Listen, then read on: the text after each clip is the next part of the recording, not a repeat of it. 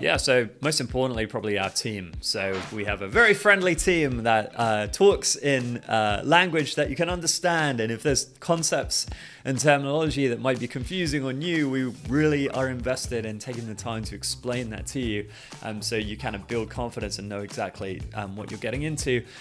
We launched a website recently, communityround.com. We try to rebrand equity crowdfunding, which we don't like that brand. It makes you think of Kickstarter, doesn't sound prestigious. We never want to say the words equity crowdfunding again. That when I just said them there, that's the last time we'll ever say it, ever.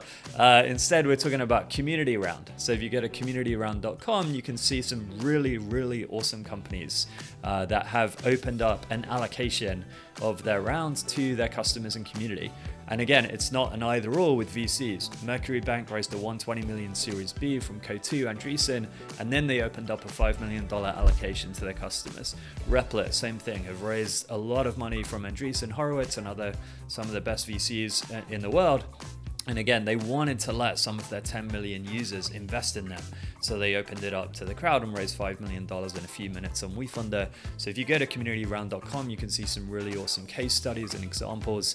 And for us, like we're seeing more and more really fast growing, hockey sticking VC-backed startups do this. So hopefully that builds your confidence. We see this as the future.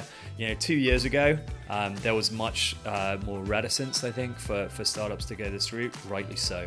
The SEC made some law changes a year ago, increased the cap from $1 million to $5 million. We can now roll investors to one special purpose vehicle on your cap table.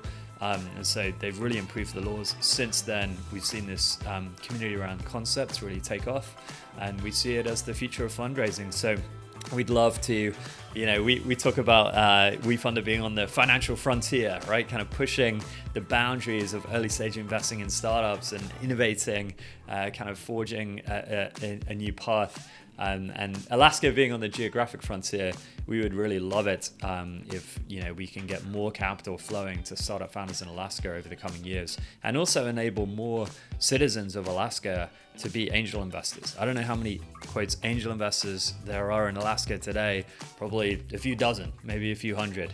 We would love to take that number to a few 100,000 and have like many people in Alaska, whether it's investing in a restaurant or a coffee shop in Anchorage, or whether it's investing in a really cool fast-growing tech startup or a drone company. We just want to enable more people in Alaska to participate in investing in startups and being a part of startups. So yeah, thanks for listening, and hope to work together more and more over the coming months and years.